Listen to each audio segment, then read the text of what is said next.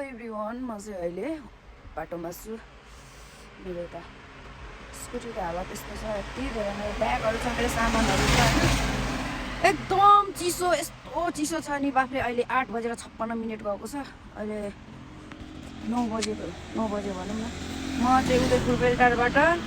काठमाडौँसम्मको यात्रा अहिले चाहिँ म भर्खर सुरुवात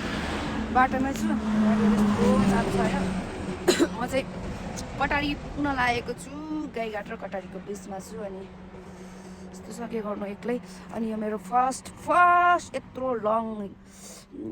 यो चाहिँ होइन स्कुटरको यत्रो धेरै टाढाको चाहिँ स्कुटरको यात्रामा म एक्लै मेरो फर्स्ट टाइम हो त्यही हो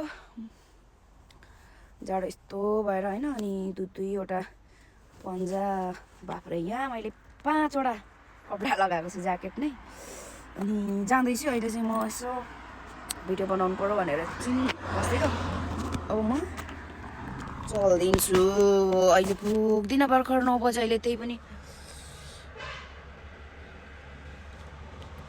लामो दिन छैन एकदम छोटो दिन छ अनि त्यही हो अघिसम्म त रोडहरू यस्तो खुला थियो नि अहिले त भिड लागिरहेको छ होइन यो पन्जा त लाइ पो हालेछु ओके अहिले चाहिँ म यहाँनिर कटारी पुगिसकेको छु कटारीको बस पार्कमा कटारी चाहिँ काठमाडौँबाट ओहोरदोहोर गर्दाखेरि गाडीमा चाहिँ